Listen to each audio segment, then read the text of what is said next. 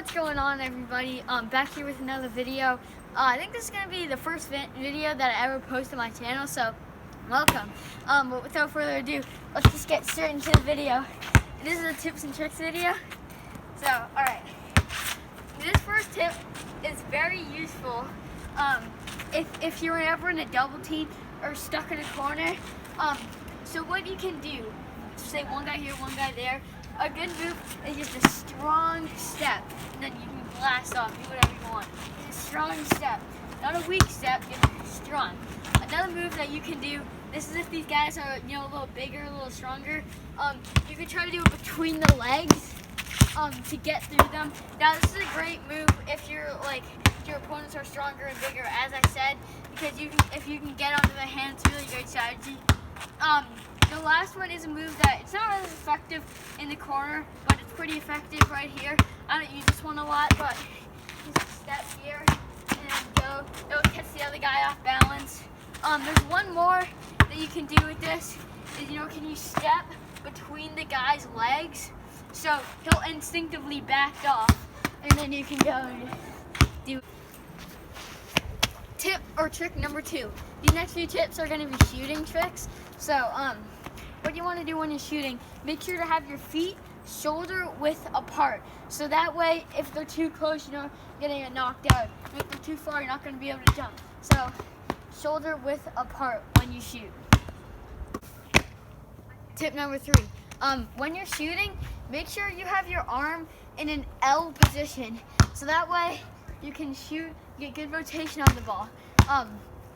You don't want to have your offhand kind of like right there. You want to make sure, see, if I get my index finger on the rotation here, oh, I missed because my index finger is on the rotation. Make sure your offhand is kind of like right there, the sweet spot, and then you gotta shoot it and it goes in. Tip number 4. Like I said, the next few are going to be shooting tips and tricks. So, this is the last shooting trick, I think. When you shoot, you want to make sure, you want to make sure that your feet are ready. This is kind of a catch and shoot trick. So say if I catch it, I want to have my feet right there. So in slow-mo, that would kind of look like that. You want to make sure you're already bent. So you don't have to go down. You just have to, you're straight up, and then you can shoot. That way the game will look a lot slower to you, and no one can really block you. So, one more time. And then you can shoot it after you catch it. But make sure, when you are catching it, you already have your feet ready like that. And make sure when you're catching it, your hand is kind of like cocked back, so you're ready to just shoot right when you get it, and you'll make it most of the time. Tip number 5. This is a passing tip or trick. This doesn't happen very often in games, but when it does, it's a very useful strategy. So, what you can do is say, if I'm bringing the ball up behind half court, and there's a guy wide open. I mean, he's got so much space. There's like a football field around him with nobody near him.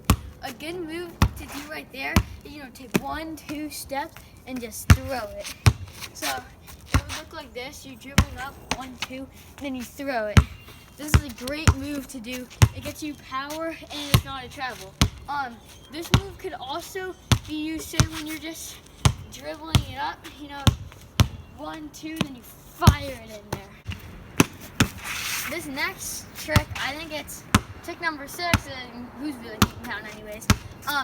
This is really helpful if you have a defender that is really overeager, and he's just lunging for every pass, lunging for everything, stealing all your passes. A good move to do here is say you get the ball, pass fake. That defender will then lunge at you, so I can just go right by him and shoot it and score. Tip and trick number 7.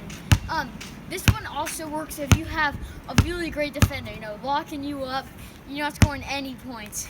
A great move to do here, there's actually a few great moves, but one of them, say if you're dribbling the ball, he's on you tight, a step back or a side step is a great move that creates a lot of space and opportunity for a balanced shot. Now, another thing that you can do here is, say you get the ball, defenders, any defender, any defender in the world will move after you do a jab, kind of like that, where he will move.